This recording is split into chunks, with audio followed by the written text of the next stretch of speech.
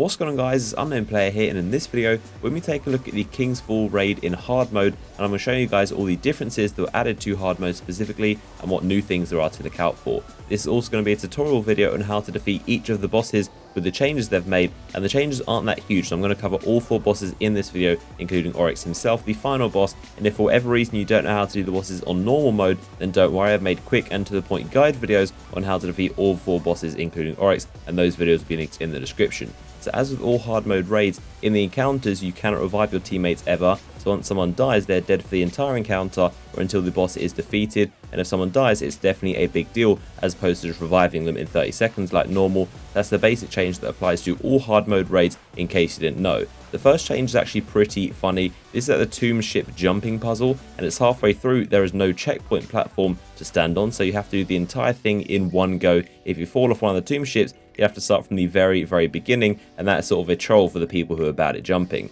Now onto the door section, that is the same. The only difference is a few hallowed knights that will pop up now and again and have a little bit more health. Into the actual war priest boss fight, this has a new mechanic. Each time one of the statues is destroyed, he gains a new power from it, and it's specific to each statue, and they will have these fixed powers that will give him, so it depends on what statue you hide behind when he does the Oculus. It's a power that you can see from the taken enemies. For example, the middle statue gives him the taken hobgoblin ability. This allows him to shoot those little seeking hobgoblin darts at you, which can be quite annoying, and it's important to note that he can shoot these while also being staggered. The right statue gives him the most annoying ability of all time. This is the ability of those taken captains have to throw those black orbs at you that black out your screen. Really annoying to deal with, but luckily you can't do those while you're damaging him, so that is probably what I would recommend to do first, and then you move to the middle platform. The left statue, I believe, gives him the ability to shoot flames at you and set the floor on fire, just like the taken knights can, but I'm not 100% sure on that. I've never actually gotten to the third statue myself, nor have I seen anyone else, because with the glyph order it seems to end you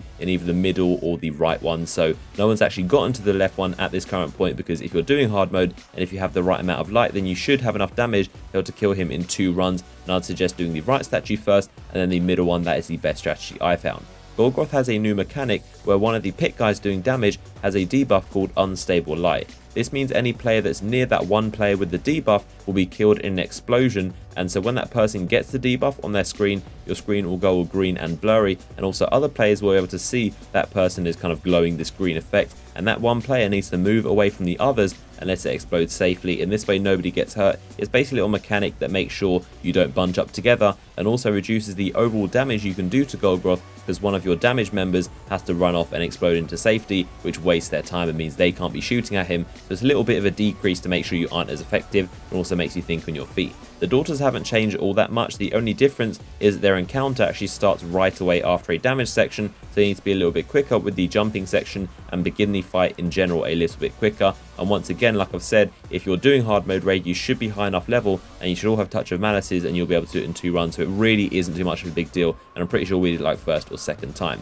Now finally, the Oryx boss fight has one difference, and this is that 4 knights are going to spawn when each of the 4 light eater ogres are actually killed, and they will attempt to take the corrupted light bombs away, just like the Vessel of Oryx. You've basically got a lot more knights to deal with, and they are red bar, they don't have that much health, so they are pretty easy to snipe with headshots, but they are going to be a problem, and you need to make sure they don't take away the corresponding light bomb that they're going to go after. So once you make sure that your corresponding knight is down, you can all group up in the middle for damage, and other than that it's the same. All the other mechanics are exactly the same as normal, but the enemies are going to be around 320 light, which requires you to be around 310 light. You need most of your team to be around 310 to maybe 309 or 308 possibly. To do Oryx, you need most of your team, like probably 3 or 4 of them, to be around 310 at least, but the more people you have on your team that are below 309, the harder the ogres are going to be to kill, and it generally makes the encounter a lot more difficult, so you need to ideally be around 310 to do it easily. So hope you guys have enjoyed this video and it was helpful to you. If it was, then give it a thumbs up rating. I've also got a video coming out with the loot that I got from this raid,